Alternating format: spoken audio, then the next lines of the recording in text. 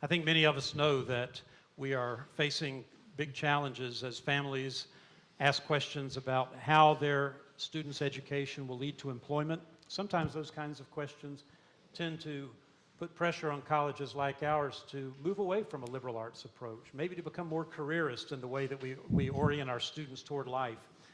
Colleges like Hope and the others represented here today have resisted that pressure. We have continued to stay steadfast in our belief that the American liberal arts model is, in fact, a great way to educate students and perhaps more relevant today than it's ever been. So in this 150th year at Hope College, we are convinced that our approach to education continues to be one that is valid, relevant, and adding tremendous value to our students as they prepare for life in an increasingly complex global society. But I thought it would be important for us at Hope College to have an opportunity to hear from presidents of some other institutions in our sector of Christian higher education who might be able to shed some light on how they view some of these questions. And so I invited some friends to join us today, help us engage in some conversation that might help us think more carefully about what we do at Hope, but also maybe together we share some ideas that make all of us a little bit stronger and give us greater clarity about our approach to education. And so I'd like to introduce our panelists to you and begin with, I'm going to start down on the far end here. We have Robin Baker from George Fox University in Oregon. Robin is a Civil War historian. He completed his doctorate in history at Texas A&M. He became the 12th president of the university in 2007 and was for 8 years prior to that the provost. George Fox is the oldest Christian university in Oregon. It is an evangelical Quaker institution, and it was founded by Quaker pioneers in the same way that Hope College was founded by pioneers. It seems that the story, if I get it right, Robin, is that pioneers came and they settled in a valley there where more than 125 years ago they founded a church and established a school, and before long put a college in place to educate their children. And so the doors of Pacific College, the predecessor name of the institution, opened in 1891 with 15 students. Today the college enrolls about 3,900 students, of which 2,200 are undergraduates. Over here, just to my immediate right, is Mary Dana Hinton. Mary is from the College of St. Benedict. College of St. Benedict is located in Minnesota, in St. Joseph. They actually share an academic program with St. John's University, and the difference between the two is that College of St. Benedict is a women's college, St. John's is a men's institution, and they are located together. They serve about 4,000 students in both, and there are co-ed classes that are taught by faculty of both colleges. Mary became president in July 2014. She's actually newer at this than I am, which gives me some comfort in having her in the room today. She earned her PhD in religion and religious education at Fordham University and received her master's degree in clinical child psychology from the University of Kansas at Lawrence, and is a graduate of a liberal arts college, Williams. And then some of you, and I'm guessing most of you, are familiar with our good friend and neighbor, Michael Deroy, president of Calvin College. I don't think I need to say a lot about Calvin College. Most of you know all about it. Let me just tell you that Michael Deroy really is a great friend of Hope and a good friend of mine. Michael's wife, Andrea, is with us today. Welcome, Andrea. Michael's a political scientist, and he came to his position at Calvin the year before I arrived here at Hope, and he came from Whitworth University out in Spokane, Washington. As you know, and I think most of you probably know quite a bit about Calvin, Calvin enrolls slightly more students than Hope, about 3,900. Also a Reformed institution, so we have over here a Quaker institution, a Catholic institution, and one of our sister institutions in the Reformed tradition with Calvin and its affiliation with the CRC. And then finally, our panel today will be moderated by a special guest, Michael Cromartie. Michael is a good friend of our guest today, our keynote speaker, David Brooks. Michael came with David for this special occasion for the Presidential Colloquium. He's vice president of the Center for Ethics and Public Policy in Washington, D.C. It's a Washington think tank. Michael does a lot of work with journalists on issues of understanding the relationship between religion and public life. He's appeared on a lot of national programs as a commentator on such issues. And so we asked Michael if he would simply serve as a moderator of our conversation and keep us moving forward as we talk about the very important issue at hand. So, ladies and gentlemen, would you please welcome all of these special guests to Hope College.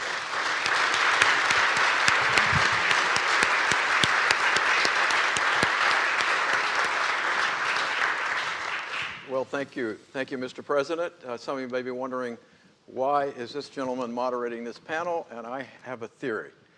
I think they needed someone who would be an objective observer, who went to a Christian college, played college basketball, and is keenly aware of the deep and serious rivalry between Hope and Calvin College. I went to Covenant College in Lookout Mountain, Georgia, and to say play basketball is a little stretch. I was on the bench at Covenant College. But I know about your rivalry because my wife's a graduate of Calvin College, so I'm less than a totally objective observer. But I'm a huge fan of Hope College, and I'm a huge fan of some of your faculty, and I read their works, and also of Calvin College, and I know after the session I'll be fans of our other panelist institutions also.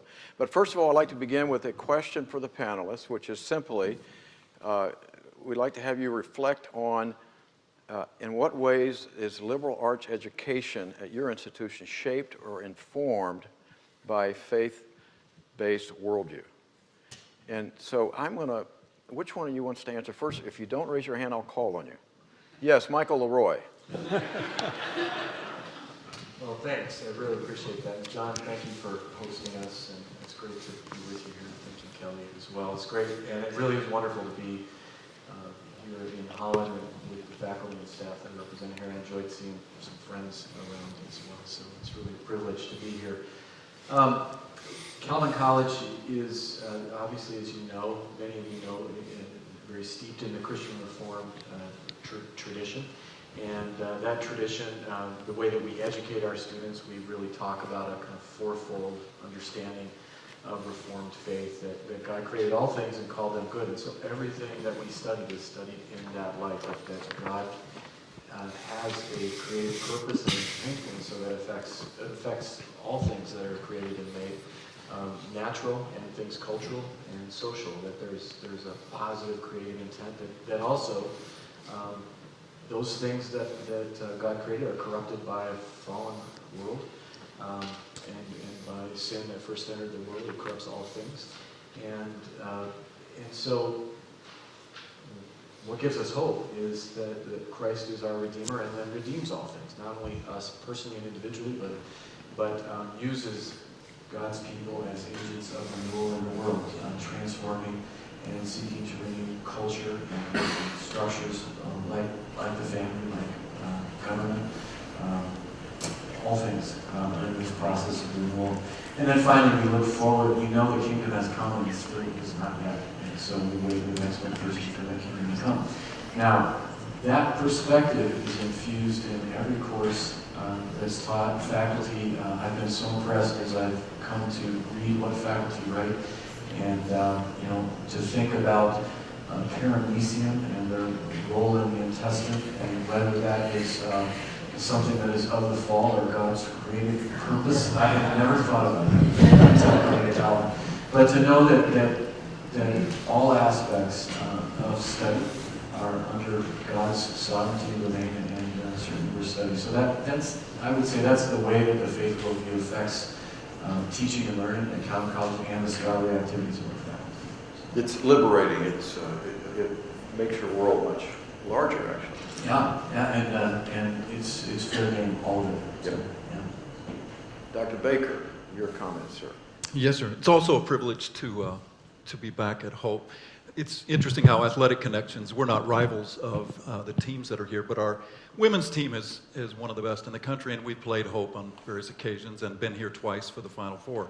So I've gotten to know Holland and very much appreciate your hospitality and your community, so thank you. Introduce it just a little bit of a different way, perhaps.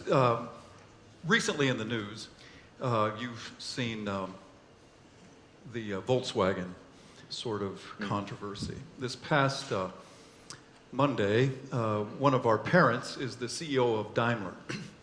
And so we sat and we talked about how something like that could happen at one of the most significant corporations in the world, not just in an isolated country, where the highest level executives, many of them have liberal arts education, could make choices intentionally to violate the law in order to achieve short-term profit even though it may bankrupt their entire organization.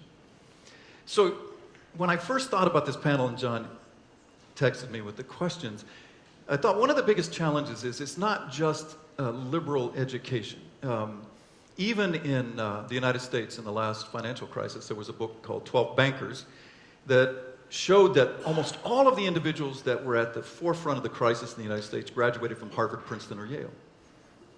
So that the notion that simple liberal arts education gives one a broader perspective on life and takes one outside of oneself, therefore to understand the corporate involvement that you might need to achieve greater objectives, isn't necessarily true. So, how does one get at questions that are outside of the individual and that might engage a different kind of happiness or success, or however you might like to portray that? So, for me at least, the answer to that question is a different worldview. A worldview that appreciates the liberal arts, the Western tradition, all the great books and learning that have been a part of that. But as Michael said, imbues in that a perspective on the world that is deeply rooted in the Judeo-Christian ethic, and for us, particularly a Christian ethic. So that everything that we study and are about must reflect on our Creator who has placed us here. And so that obviously takes a lot more explanation, but just at its root, that becomes it. So when you come to the Quakers, their contributions in some ways outside of the traditional religious community, emerging from the English Civil War and all of the things that go on there, the Quakers kind of reject notions of form and structure and covenant, and add to the Christian community a commitment to, as we would call it, Christ the teacher within us, so that we seek in our educational process to bring out the light that exists in all of us as part of the dialogue in the classroom, for sure. But then it's uniquely in a Quaker community, the word consensus is how we work in the classroom, we work in the community, so that the idea is that the Holy Spirit, as it emerges in our community, as we seek knowledge and truth, is not isolated in each person, but works communally in us all. So we seek to achieve that truth through collaborative activity in the community as we move to learn as well. So for at least George Fox University, it would be that kind of notion that would be a unique contribution to the Christian perspective, which is a part of the liberal arts tradition. Dr. Hinton? Thank you. I would like to also echo my thanks to President Knapp for inviting the College of St. Benedict to be a part of this conversation today. I found it particularly compelling to combine both the liberal arts and faith-based education, and I say that because I find right now in the public narrative, both of those notions are under heavy attack. Mm-hmm. There's an attack on the value of the liberal arts and this pervasive sense could be like a movie where I move my lips and nothing comes out. And so I find that attack interesting because it seems to suggest that it's either the liberal arts or strong professional preparation, and I use every opportunity to reject that bifurcation. The liberal arts are really about educating young people for a life of leadership, of civic engagement. It's about providing critical and creative thinking skills. It's about illuminating one's life and the life of the community and the world that one is a part of. The other area that I think is under attack in the public narrative is this notion that colleges and universities are not concerned about questions of meaning and purpose and morals and character development and faith development. And we also at the College of St. Benedict reject that notion and in fact rely heavily on the Catholic intellectual tradition to support what we do. So the Catholic intellectual tradition is predicated on the notion that between faith and reason there is no conflict, and that those two in dialogue with one another can in fact bring humanity closer to God, that the deeper we engage in our intellectual lives, the more it illuminates our spiritual and faith lives, and vice versa. The more spiritually we are engaged, the more it illuminates our intellectual lives. So when I bring the liberal arts together with faith-based education, to me, the liberal arts liberate us to think broadly, to engage with the world, but our faith-based foundation challenges us to say, you're liberated in service of what, or in order to promote what. And for the College of St. Benedict and our Benedictine heritage, that liberation is in service of the common good. So we are called to use our liberal arts education in service of the world around us. Dr. Knapp.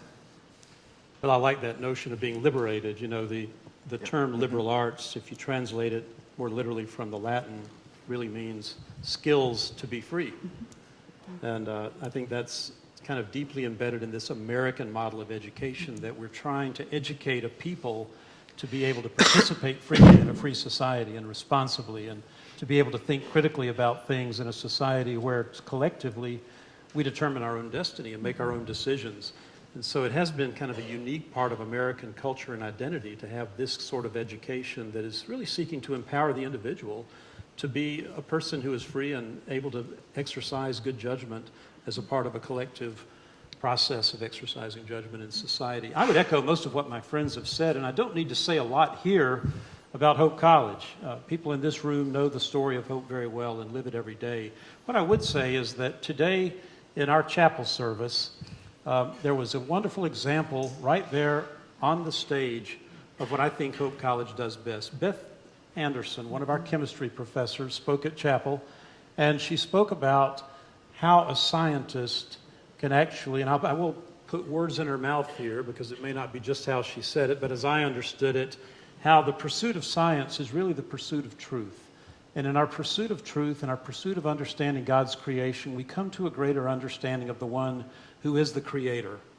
And so the deeper we probe, the more we seek to learn, the closer we are to understanding who it is that created us. And when we think about what our students come to us with, if we've done our job well at all, we've encouraged them to bring big questions to college, and we've encouraged them to ask even more.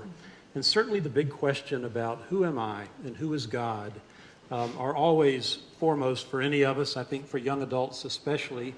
And those questions can be addressed in a variety of ways, but never without the guidance of wonderful faculty mentors and staff people who are willing to come alongside students and be patient and help them through thinking about those important things. When we think about helping 18 and 19-year-olds become 20 and 21-year-olds, there's a big responsibility in being available and present in their lives and helping them to really sort through the identity-making work of discerning who they are and who that God has created them to be, and becoming better formed in their understanding of their own faith. And I just want to say that right here in this room, as I'm looking around, there are so many members of our faculty present today who I think model that every single day. It's the mentoring and the deep involvement in the lives of students by our faculty that ultimately make the difference in whether we live out this mission. I have the privilege of interviewing all the finalists for faculty positions at the college. You guys might do something similar. And I'm always thrilled with the caliber of people that we attract to Hope. And one of the things that I've learned in those interviews is if I'm interviewing a chemist, Joanne, I'm not going to actually ask any questions about chemistry. You really don't want me to. But what I do want to know are two things. Is this a person who loves undergraduate students and wants to get deeply involved in their lives? First and foremost, do they care enough to want to really get involved in the messiness of 18 and 19-year-olds' lives? That's an important role for our faculty to play, and it's a promise we make to families. And number two, is this a person who's mature in their faith and serious enough about their faith that they can actually invite students to engage with them on those big questions and provide guidance and good mentorship? I'm very pleased with the people that we attract to Hope College that enable us to carry out the mission in that way. Thank you. Well, now the question I'm about to ask, we could spend the next 40 minutes on, and maybe we will. You both hinted at it. We live in a world, as you know, where parents who send their children here and the families that send them here are highly focused on the employment outcomes of their majors. They want them to not only earn a college degree, they want it to be a degree that's marketable. And so how does your institution balance the liberal arts approach with this growing demand for pre-professional and other applied programs? And how do you respond to those who argue that courses in philosophy or literature or music or history do not provide skills needed for today's market? And I'll close this question by stealing from a joke that I heard today at lunch by our speaker tonight. David Brooks said to us that he longs to meet the student who comes up and says, I wanted to major in business and accounting, but my parents insisted on art history. If that's a line from tonight, David, go ahead and feel free to use it again, but it probably doesn't happen a lot, does it? Now, how do you all address that challenge where people want pre-professional degrees instead of degrees in the humanities and liberal arts? Who wants to go first? Well, Mary, you started with that, and I'll just say that when you said the two are not mutually exclusive and are actually complementary, that's an important message. We had the dean of the engineering school at the University of Michigan on our campus to dedicate our new engineering facility about almost 2 years ago, maybe a little over 2 years ago now. And he said the thing we like about graduate students in our engineering program who come from Hope College is that because of their liberal arts background, and he's talking about our engineering majors, because of their liberal arts background, they're able to place the engineering problem in the context of the larger problem where the engineering problem always exists. And he said, a liberal arts educated engineer understands that the engineering problem is a part of a larger social problem or a part of a larger political problem or business problem. I thought that was actually really good insight in understanding how the two things work together well, and a liberal arts approach enhances professional education. Michael? I'll make a provocative statement and say that liberal arts colleges themselves, the ones that I come from, the ones that I serve, are actually have been part of the problem with the lack of the cultural understanding of the purposes of liberal education in this way. We have bought into the narrative that an education is about the major, when actually, when we really think about liberal arts education, it's about a kind of unity and connection of all knowledge, and the intersection of different discourses around complex questions about the meaning and purpose of life. And so we've answered, are you a liberal arts college by do you have a philosophy major, when actually we should be asking, is philosophy education an integral part of what you do about the education of a student? And so by offering up majors as evidence for a liberal arts education, we actually perpetuated the problem that the major is the key point. And our students grasp this really well. They think if they double and triple major in something, they will be eminently more employable, when in fact, having a single major but broad training and nurturing of broad knowledge and skills like reasoning and writing, persuasive rhetoric, also cultivating the aesthetic sensibilities and ethical sensibilities, empathy, building capacity. I mean, just think, we do have tragedies in our midst, but not tragedies like those living through the Great Plagues know them. And literature and history unlock those realities and those experiences for people. And so it's broad education. It's unfortunate when the evidence for a liberal arts education is the range of majors you have, and not the education that is at the core of it all, at the foundation of all learning. And so I think that's very important, and I hope that we can stop contributing to a misunderstanding about what liberal learning is. So. Dr. Hinton. When we think about the liberal arts at their best, and we think about the liberal arts helping young people or fashioning young people to think critically and creatively, to be astute problem solvers, to be able to entertain and engage the perspectives of others, of diverse groups, or a global perspective, if you will, of someone developing strong oral and written communication skills. I think those are the skills that I want in a nurse or a teacher or a financial advisor or the person I'm going to call at Apple when I need help with something. So I view those sort of critical components or outcomes of a liberal arts education as not only compatible with strong professional preparation, but as a necessary component of strong professional preparation. And in fact, when I hear people say, well, you should really focus on just a major, or when they promote that transactional narrative of education, my response is we can't, in all honesty, prepare young people today for very specific, highly specialized jobs 20 years down the road, because we don't know in reality what they are. What we can do is equip young people with a set of skills, of knowledge, behaviors, and way of being in the world that will enable them to quickly acquire whatever skills they need to be successful in the future. And we know from research, particularly from AAC&U, that employers also recognize that the skills that we support and promote at liberal arts institutions are the most highly valued. I think only 15% of employers said they're focused on specific disciplinary skills or field of study skills when they're looking at prospective employees. And I'll just add to that, I think for faith-based institutions, there's another component that's critically important, which is we have access to an unlimited amount of knowledge today, and the acceleration of information is critical. But how do you discern between information and wisdom, or even information and knowledge? And I think faith-based institutions equip young people with the skills to make meaning of information. And to simply have information and not be able to deconstruct it or reconstruct it or make sense of it, to me, does not move us forward as a society. So I think we have to, I agree with Michael, we own some of the responsibility for this negative narrative that's out there right now, and we have to educate people about what we do and why it matters. Thank you. Dr. Baker? Yeah, no, I think I agree. I do think we, as Michael and Mary have said, own a lot of the responsibility. I'm a historian, but when I talk to my historians at my own campus, they often think of history as a professional preparation to be a professor at a university. They aren't thinking of it as a liberal art or how it's connected to much of the rest of the curriculum. And even the way we treat general education is often in disciplinary silos.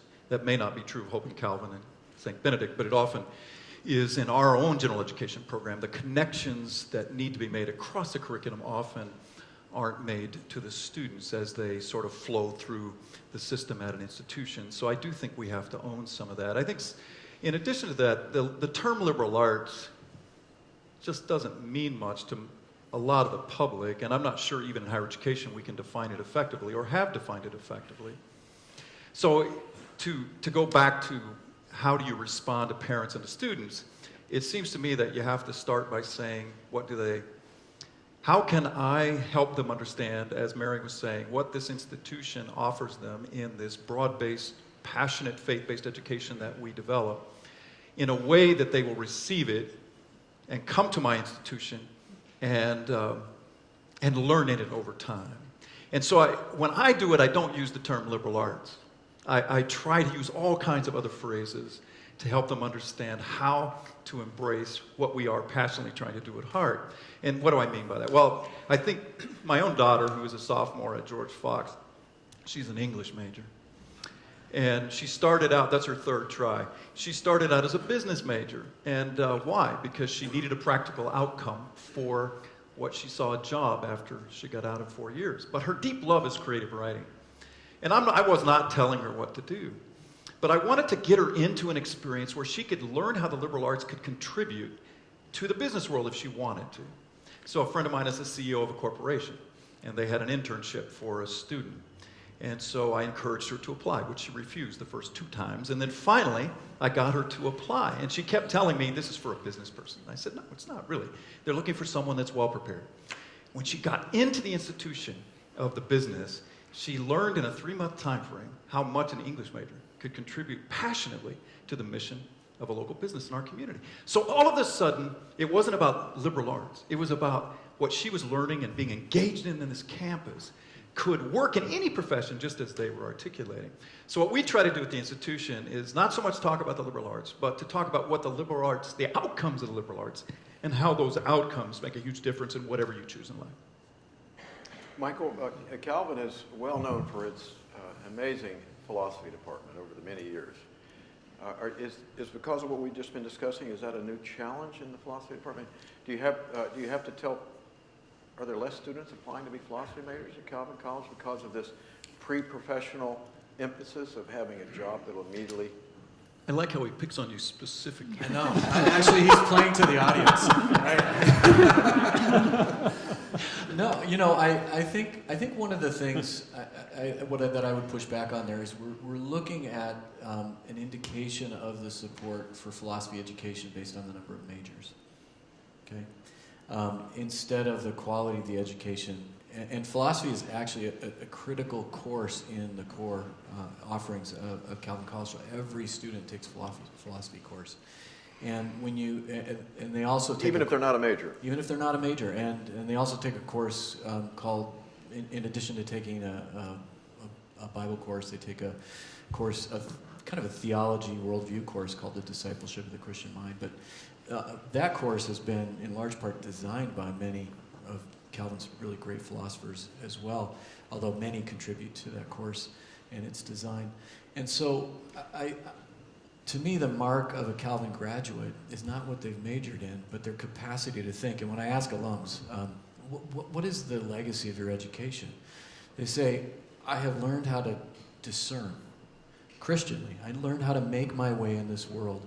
I'll give you an example that seems real. I sat down with a guy who works in the Chicago Board of Trade, and he is a computer programmer and actually programs, discovered a problem in the way that programming was occurring around derivatives traded on the Board of Trade, and that was being exploited by traders outside and in an unethical way.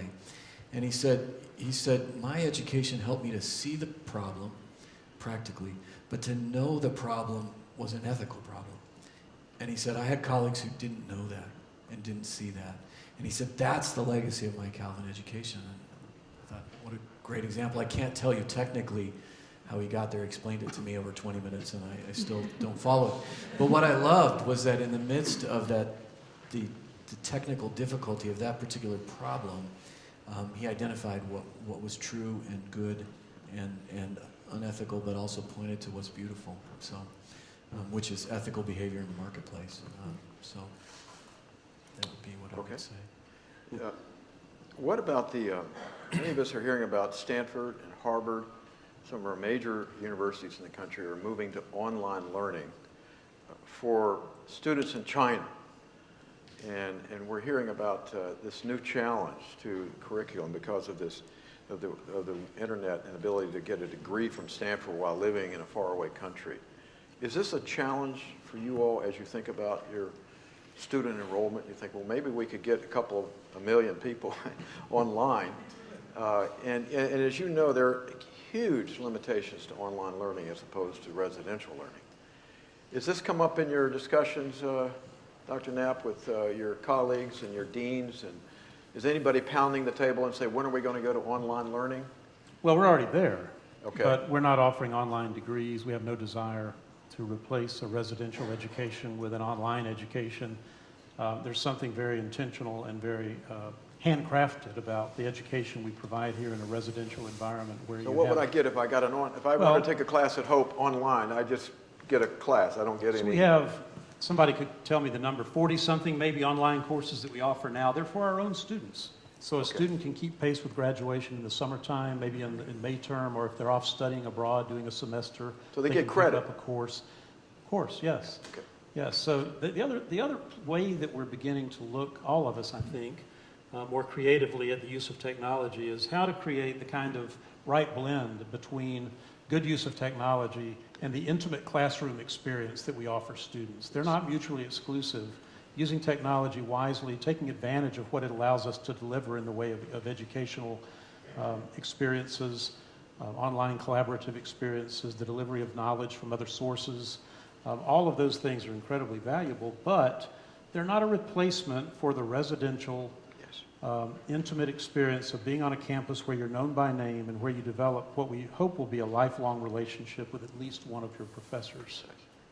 I'm sure you all want to add to that. I mean, I'm sure you're in agreement. I could try to make the case for online learning, but I'm not going to be able to do it very well. Robin could. Yes, sure.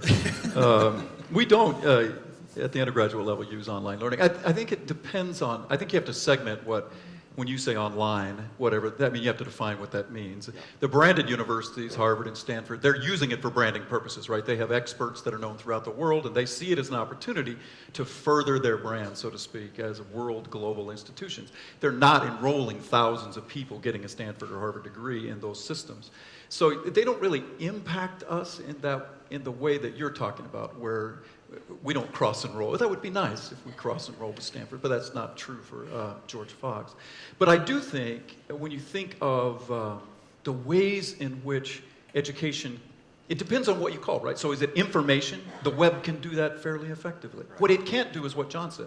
And what your professor this morning, Beth, right?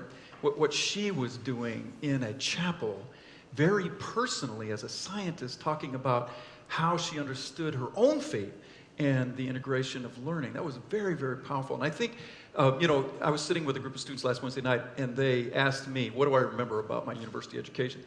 And I do remember some of what I learned, but most of what I remember is 2 relationships with 2 key faculty members that made a difference in my life. That can't, at least in my own mind, I don't see how that's reproduced in a web environment that's really effective. So much of what we do as institutions comes down to people and the way we engage each other, and that's also an important part of our Christian testimony as well.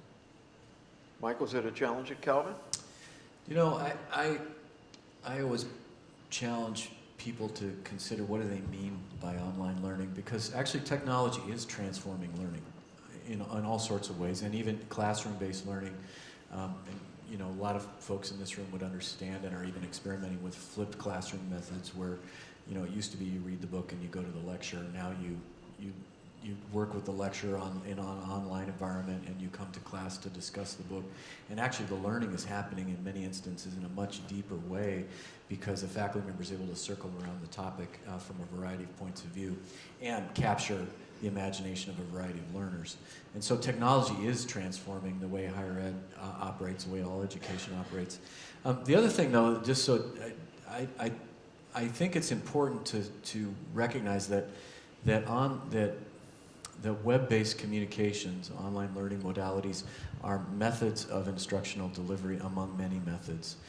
What's fascinating is if you look at 20th century media communication, and I say this as somebody who started my academic career in 1994, and when I started that fall at Wheaton College as a professor, I remember reading an article saying that the World Wide Web was going to make embodied education in brick and mortar institutions obsolete. I was terrified. I was like just starting my career, and I thought this is a bummer.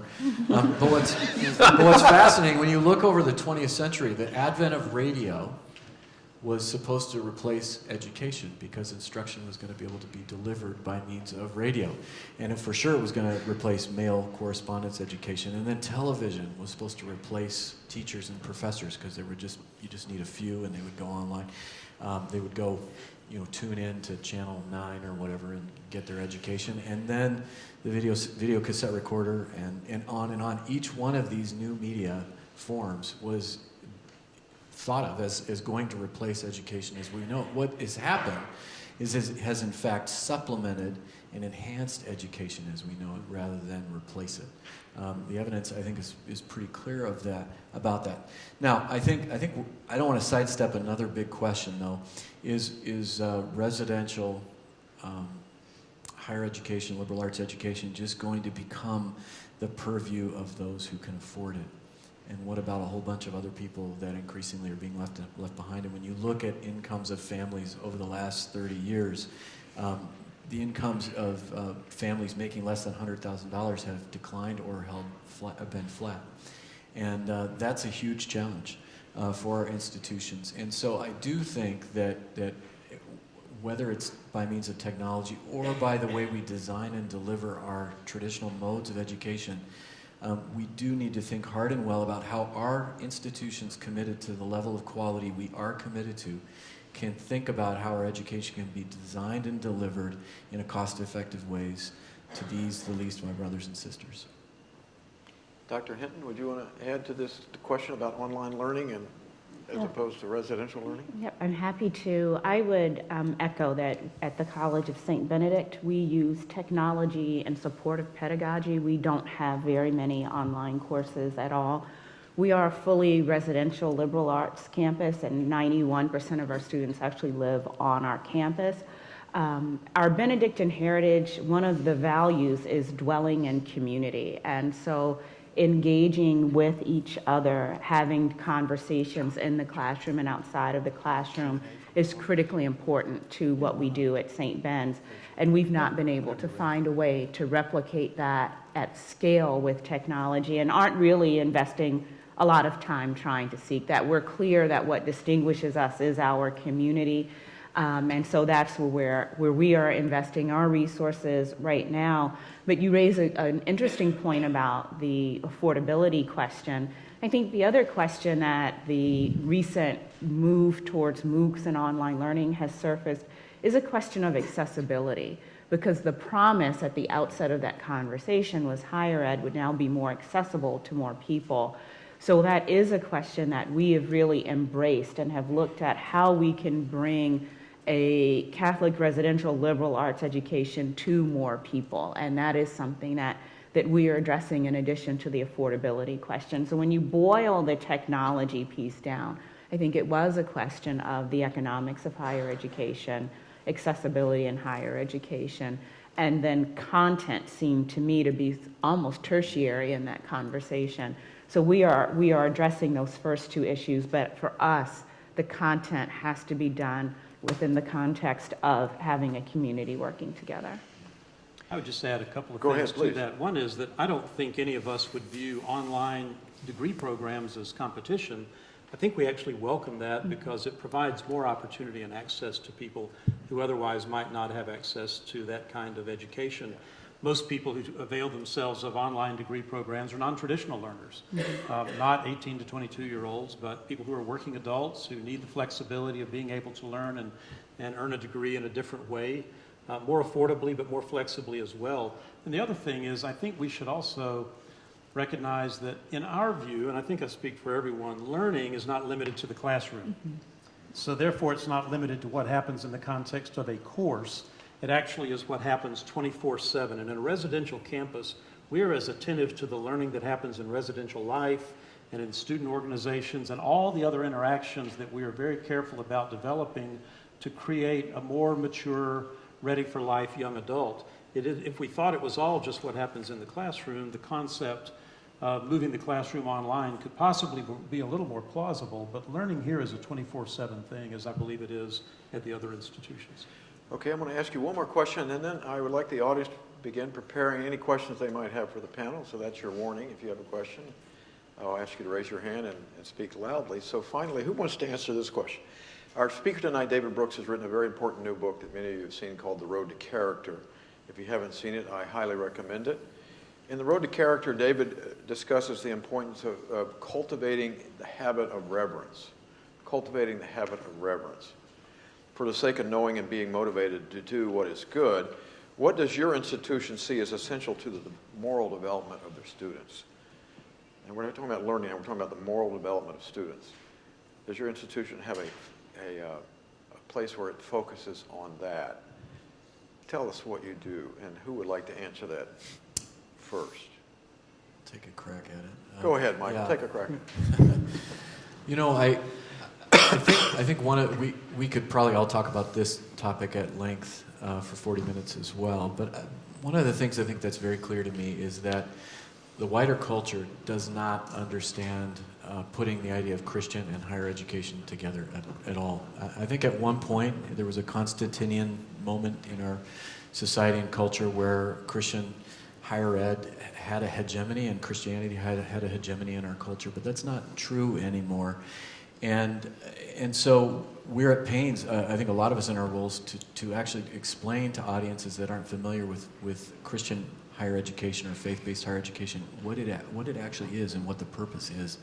And I think at the heart and root of faith-based education is our belief that we're agents of God in a sanctification and teaching process, and a process of moral teaching. And that there's content associated with that. There are skills and sentiments associated with that, but there's also practice, and that life and community together is how we practice that. We need to be places that are comfortable talking about sin and grace, the reality of sin in lives, not just out there, but in our own lives. There needs to be vulnerability in context. As someone's reading a classic text, and I'm thinking of Augustine's Confessions, and we're talking, this isn't just an idea that's out there, that actually was inside St. Augustine, and it's inside all of us, this temptation to sin and our own brokenness, and it's Christ the Redeemer that our hope is in, not in like other false gods that are so prevalent out there. And so this task, to me, is the unrelenting task at the core of our educational philosophy, and yet it's a hard thing to understand. So we're much more like Daniel than we are like Constantine today. So, Anybody else? Many Mr. institutions President, yes. of all kinds, I think, are focused on moral development, or at least developing certain competencies for moral decision-making. We say that increasingly in the professional schools, for example. But very often, that really is focused on two things: understanding the rules, kind of the deontology of decision-making, and also understanding what the consequences might be of making a bad decision, that sort of telos of decision-making. Those are very important things, but what we add to that in our cultivation of moral decision-making are two other things. One is the meta-ethical, the sense of why it matters. Yes, it's good, if an outcome that's fair or kind or just is a good thing, why? Who says? Who says it's good to be kind? Well, we have an answer to that. We actually can appeal to something that's higher and has more authority for us in terms of defining the good that we're trying to seek, in terms of the outcomes of the way we live our lives. The other thing is, I think, we're also about helping our students reflect on their own identity, their own character. When we're thinking about moral development, we're thinking about the development of one's identity as a moral person. To look in the mirror and say, is this something that I would do as a person who aspires to be a disciple of Jesus Christ, to live a life that's more Christ-like? That is actually a more powerful motivation sometimes for us to become the sort of person we aspire to be than simply trying to follow the rules or make sure that we don't create bad consequences when we act wrongly. I think I'd just add Please, yes, Dr. Baker. to what they've said, and maybe give a shout out to a Calvin philosopher. So James Smith we've been using his works on our campus, and he's had a significant impact on the way that we think about Christian, because in one of his books on worship, he attacks the notion that Christian worldview is primarily about thinking, because oftentimes when we engage in these discussions, we really talk about the mindset. And he argues that it is equally about, and maybe even more so, about being. And I think Michael was talking about that as well. So at George Fox, there's a tremendous emphasis placed on being something, which involves everything that we've talked about up here: relationships with faculty members, relationships with each other, the chapel experience. That's a rhythm of life, and that was so powerful this morning, that's a rhythm at Hope. So that how many colleges take out of their day for a majority of students to show up and to sing and to worship and to hear from a faculty member? Those are moral forming activities, community building activity that leads to significance. So, one last comment. You asked the question about the web. My greater concern actually is how technology impacts that on being. In other words, even here, watching students in a coffee shop, you have 10 people sitting all on their phones in isolation from each other, maybe even texting each other, right? So that there's a sense of, yes, we're in community, but the technology we now have divides us in such a way that we don't any longer understand how to contribute and be part of that greater moral good. So as a Christian community, we're also challenged in that way to figure out, how do we continue this argument for being within this new culture that's emerging, and understanding how that changes who we are. Dr. Hinton? At the College of St. Benedict, our moral education begins with the Rule of Benedict, which was written by St. Benedict 1,500 years ago. It's a very small volume. And within that volume, we've identified 11 Benedictine values that guide how we engage not only with our students, but with each other as well. And those values include some you might expect, like peace, justice, hospitality, stability, listening, stewardship, but it also includes values like respect for persons, the dignity of work, and dwelling in community. And every student who's admitted to the College of St. Benedict receives a folder that on the back it lists, or every applicant gets one that lists on the back the 11 Benedictine values. Every accepted student gets a handmade broadside that we make from plants we grow on campus and ink that we produce of those values. So when you arrive at the College of St. Benedict, you know that that's the baseline for how we will engage with one another. But the values, and I'm sure this is true on every campus, they're complicated, because what do you do when dignity of work conflicts with respect for persons? How do you negotiate that? So we try to meet our students where they are, help them dwell in the tensions that can sometimes arise from having multiple important values in front of you and then working through it. And the last thing I'll just add that's really important for us is we were founded by the Sisters of the Order of St. Benedict, and their monastery is on our campus, and we still have them as a living witness and testimony on our campus to that moral education. And the sisters are not to be trifled with, so it is not uncommon on a Saturday night to see them out and helping our students understand appropriate behavior. And so it is, so they are our living testimony to our vision of moral education. You send a couple of those sisters over Happy here. to put them, to bring them right here. Happy. We'll have an exchange Ladies and program. gentlemen, I want to get you in, and so if you have a question, please raise your hand, and we'll get a microphone in your hand. Well, there's some shy people here, I see. Well, until someone has the... Here it is, right here. Yes, ma'am, an Augustine scholar. Can we stand? Or Yeah. is there protocol? I'm Kristen Johnson. So I was thinking as you were talking from the perspective of when I was a student, and a lot of my classmates were flocking to the commerce school, and I chose political and social thought as my major, which no one could understand. Which school was this? University of Virginia. So, but it wasn't until after I graduated, even though I was drawn to a liberal arts education, that I attended a colloquium that asked, what's the purpose of the university? And I thought, we never engaged this when I was a student. So how have you tried to cast this vision for students? Have things been more or less effective or helpful? Because I sometimes think even our students themselves don't have the categories to make sense of the education they're receiving. I'll begin by saying, I think it's a great question. I taught a senior seminar this year, and I remember one of my students said, you know, I didn't know what a liberal arts college was when I was applying for college. I thought it meant small college. And I think that's probably true. And so they don't necessarily arrive knowing what liberal arts colleges are, and they don't necessarily choose us because we're a liberal arts college. The question is, when they arrive, how do we help them understand what this thing is all about? At Hope, in the very first year, during the first year seminar, students have an opportunity to reflect on the liberal arts and write what's called a liberal arts essay, which is based on reading our description of the liberal arts and, so, you know, and working with their class, developing their own understanding. In their senior seminar, they get that back, and they have an opportunity to look at the liberal arts essay and say, now what do you think about the liberal arts? And my experience is that the seniors have a much different understanding, a more robust understanding based on what they've experienced. They can articulate it very well, but I don't think it's our differentiator in the marketplace. As Robin said, it's a sort of arcane term that probably isn't the thing we lead with in trying to, you know, to market the institution to families and 17-year-olds. Yeah, we do a similar thing. I mean, every student at George Fox takes LIBA 100, which stands for liberal arts, and it's taught by a faculty member who engages them in a discussion of the purpose of the institution and what is a Christian liberal arts education, what does it mean to be in Christ, how does one who's in Christ think about education.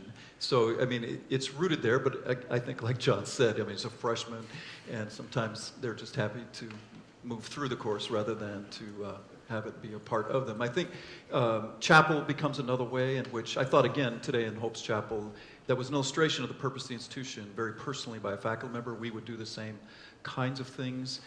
We also, you know, I think all of us do this. We have at George Fox life groups, so that as president, I have 15 students that meet with me every Thursday night, and we're reading C.S. Lewis together, and out of that conversation, then we talk about those issues. And so it just seems to me the answer to your question is sometimes it's caught. I mean, I think we're intentional, but I think students often catch it.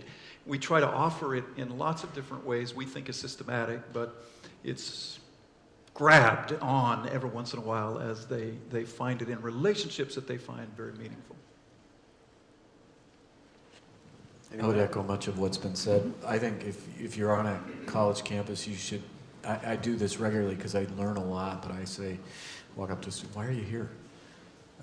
And just wait. And it's fascinating. You get, I think the lawns are really nice. You get that answer, but you also get, I really am trying to clarify my place and purpose in the world. I really want to understand what it means to be an agent of renewal as part of my vocation. That was a great answer I just had recently, but I also had that thing about the lawns. So, and it illustrates your point about sometimes it's, I think there's all these people in a college community trying very hard to communicate the intent of a place like Calvin College or any of the others here. And it's, there are people who suddenly have that epiphany 5 years after they graduated too, so as well as those who get it right away. We try to use examples as well of what the liberal arts represent or how we live them at St. Ben's. And so we are intentional in our language about it. We feel it's important to who we are. It's the #1 priority in our strategic plan. But for us, we really emphasize global engagement, for example. So the overwhelming majority of our students study abroad, or we talk about how you engage, how you use your education in service of another. And so experiential learning is important, and that ties back. But I imagine the common thread for all of our institutions is that ideally our general education programs or common curriculum or core curriculum or whatever it may be called is where our liberal arts shine through ideally. And so we are currently in the process of updating our general education curriculum with an emphasis on connections. So really moving away from did you take 2 theologies and 2 philosophies to how does your theology class inform what you learned in your chemistry class? And so really trying to bring those parts of the curriculum together and helping students to make those connections that are so constitutive to liberal arts institutions. So I have a question, and it's not on the list that some of you look. I'm going to catch you off guard with this one. I had 3 children who went to Christian colleges, and in their senior year I said, did you ever have a 1-hour credit class on how to write a resume or how to conduct an interview? I find my wife and I sitting down teaching them, after they've had a liberal arts education, here's how you do a resume. No, it should not be 4 pages long. Do you, quite literally, in your vocation, in the senior year, you need to go take this to know how to do an interview, how to write a resume, how to present yourself with your philosophy degree or art history degree or your business degree? Because if you don't, I'd like to recommend it. Yeah. I will say that I think at Hope and probably throughout higher ed, there is much more of an emphasis, for maybe obvious reasons, on career development and a recognition that if you're doing that in your senior year for the first time, it might be a little late. And so we're really focusing on thinking about how do you begin to integrate career development into academic advising? How do you begin that at the very beginning with freshmen so that they begin thinking about careers and possible discernment of vocational options as they're exploring subject matter in their education and beginning to prepare for that day when they'll actually be launched. So I think it's not just a matter of a sort of 1 credit in the senior year, but how do we integrate this into their experience in a seamless sort of beginning to end way? I don't know if you guys are doing that. I'll just be brief. I think the vocation, career, and life skills, there's a whole collection of them that need to be learned. And I think we're getting away from the idea at Calvin that it's part of the curriculum, but instead it's part of the co-curriculum, that there's a series of tasks that you need to accomplish by the time of the senior year and guide those students in the tasks with the resources to develop those skills. Everything from personal financial management, debt management, to resume skills, networking skills, and so on. So we're developing a series of seminars that are tied to some other kind of incentives and benefits that we offer. And I think there are a lot of higher educational institutions that are doing similar things right now. So Same thing. I can always tell how many are signing up. As part of the experience at George Fox, they have to sign up for a LinkedIn account. So Sign up for what, Dr. Baker? LinkedIn account, so that they essentially hit me with, so you get hundreds of those, and then you know it's effective. it's due. Yes. Yeah. We also scaffold our career development over the course of their 4 years, in part through our career services. We also have a 4-year residential life program, so they'll get exposure to it in the residence halls. We require every student to have an experiential learning experience while they're at St. Ben. So for many of those programs, you also have to have completed a resume or during your time there. So they will also get it that way as well. And because we are a college for women, we are now really focusing on what are the unique skills and opportunities we need to develop in young women as they approach the marketplace that may be different from the skills that our colleagues and partners at St. John's University emphasize for young men. Ladies and gentlemen, we're about to go over time, but we have time for one more question because the conversation is so interesting. Is there someone? There, over there. Yes, sir. Can we get a microphone to this gentleman over here? I think I can talk loud enough to doing it. Well, we're going to give you a mic anyway. You people will spend a lot of time on fundraising. My question is, do you think the government should subsidize education? I need one-word answers on this. It's a complicated topic, right? So it depends on what you mean by that. The United States has a strong tradition of subsidizing public education and making it relatively inexpensive to its citizens to prepare them for a democracy. So the answer in that would be obviously yes.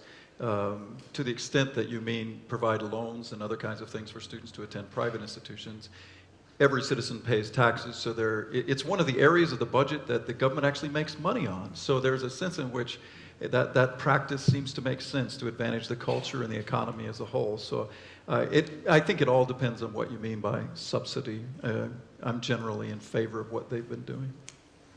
I would add to that I was talking with the president of one of our public universities in Michigan just yesterday, in fact, and he pointed out, as many public university presidents will, that they are increasingly becoming private institutions because the government subsidy in terms of supplementing their budget with state funds is shrinking every year. And so they're relying more on that fundraising that you were talking about in the same way that we do. And certainly for us, that fundraising that we do is very important because if our students had to pay the whole cost of their education through their tuition, it would be incredibly expensive. It's not inexpensive now, but our students' education is in fact subsidized, if you will, by the generosity of donors who are graduates of the institution and others who love the college, who make it possible for us to keep the tuition as affordable as we can. And I think public institutions are finding that they have to learn how to cultivate that kind of generosity as well from the private sector because the public funding is just not forthcoming in the way that it was at the state level. But I would agree with Robin. I think there is a role for the federal government, certainly in the federal student loan program, the Pell Grants that many of our students benefit from that are absolutely necessary for them to have access to the caliber of education that we offer.